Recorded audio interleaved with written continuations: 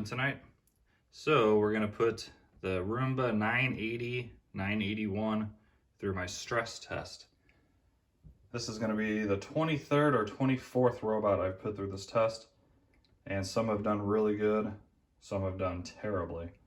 Honestly, I predict this one's gonna do a great job because on these stress tests I do maximum suction for the whole test, and they get to clean twice to complete the test. So I predict this thing's gonna do excellent.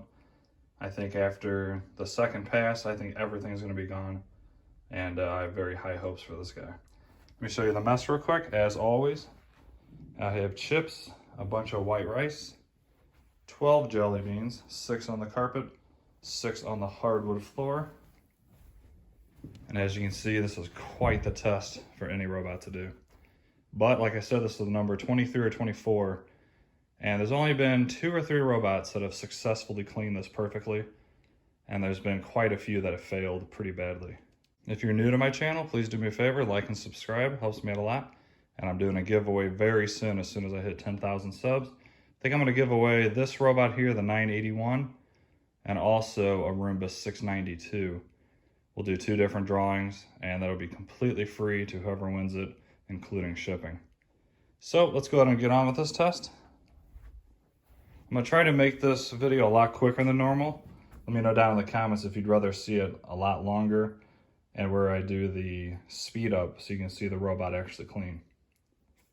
So real quick, put this on performance mode, which means it's gonna be on high suction the whole entire time.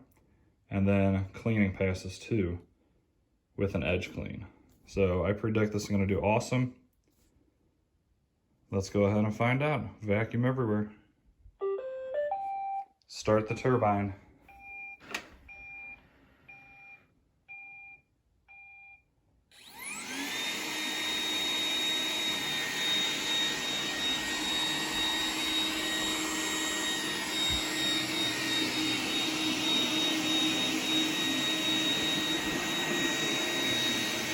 And as you can see, this model also has the sensor in the dirt bin, so if it senses a lot of debris under it, it's going to go over it several times and really get that spotless.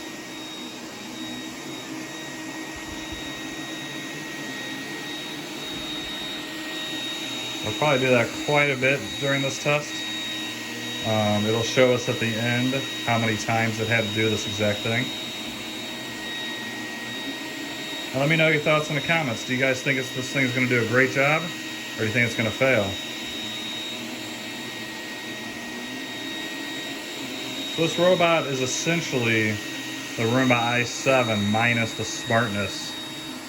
So this thing cannot map like the i7. However, it's got much, much better suction power than the i7.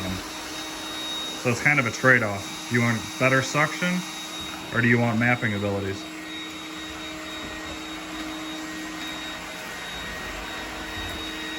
Looks like it's doing a very good job on the floor so far with that strong suction.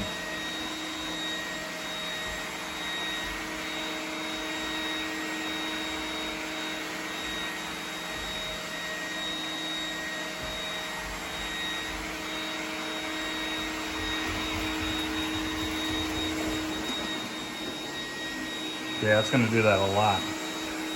So I'm gonna go ahead and set up the camera. That way you can see how this cleans. So you should see it on the first run clean like this the entire time. And then on the second pass, it's gonna go this way, so it gets every nook and cranny. And these Roombas are awesome. They do a very good job cleaning. So I'm gonna speed that part up really fast to make this a little bit shorter video for you guys. And once again, if you like this at all, please do me a huge favor, like and subscribe. Once again, it helps me out a ton. Thanks a lot for watching, and I hope you enjoy this video.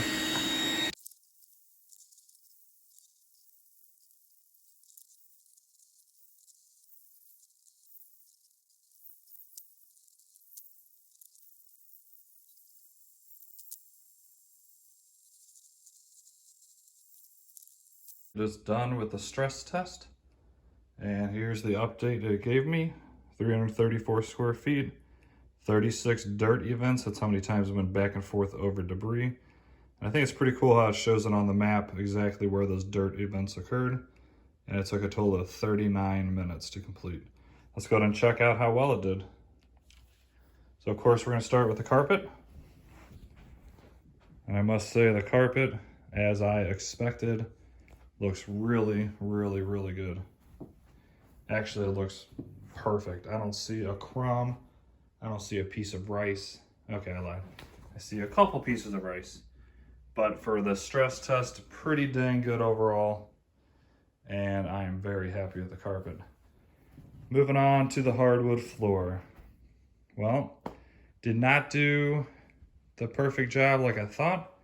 Did good overall, but for running twice on its highest power, I think it left a little bit more than it should have. Let me know in the comments if you agree. But still a very good job for a stress test. And at 200 bucks right now, if you buy the used like new, like I got, I'd say it's still a very, very good option. And I'm happy with the overall test.